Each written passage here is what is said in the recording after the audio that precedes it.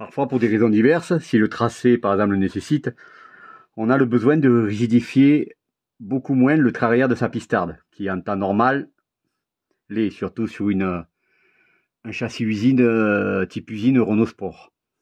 Et donc, par exemple, je l'ai eu dernièrement sur le circuit court et très technique de Vaison-Piste, où je me suis rendu compte, lors de mes 3 petites sessions du matin, que le train arrière très sauteur, parce que très rigide, était gênant, voire dangereux même sur certains passages. Ou par exemple sous la pluie, où il est nécessaire d'assouplir l'arrière. Et donc, je me suis mis en tête pour l'après-midi, là, de désactiver l'effet de la barre anti-roulis white line, montée sur le trait arrière, comme vous voyez, et que vous voyez sur la vidéo. J'en ai fait des vidéos à l'époque, hein.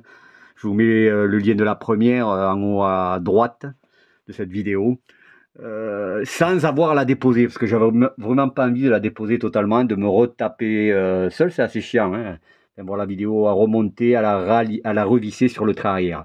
Et bien pour ça, j'ai une idée qui a bien fonctionné, puisque ça a rendu le train beaucoup moins rigide, donc beaucoup moins sauteur. J'ai pu passer sur les trajectoires que je voulais, qui passaient par les vibreurs, hein, sur ce fameux circuit de Vaison-Piste. Et sans la déposer donc. Et avec quoi j'ai fait? Tout simplement, hop là, voilà. Le bon vieux matériel que doit avoir tout bon mécano dans son garage, les T-Raps. Ça a tenu.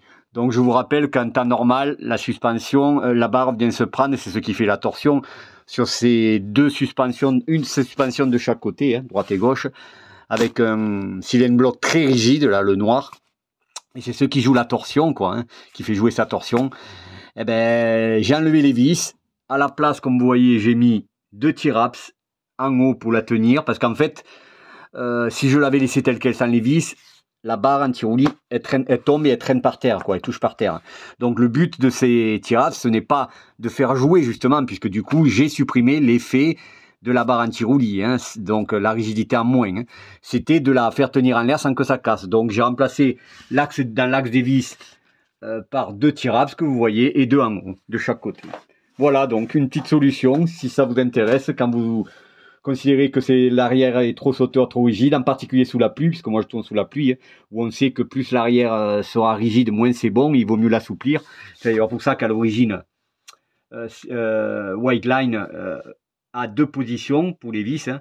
La plus en arrière, c'est la plus souple, ou la moins rigide, et la plus en avant, celle que moi je mets, hein, puisque là, moi, c'est une 100% rigide, 100% track car sur remorque, la plus rigide. Donc, moi, j'ai carrément supprimé totalement son effet, là, avec les bons vieux T-Raps.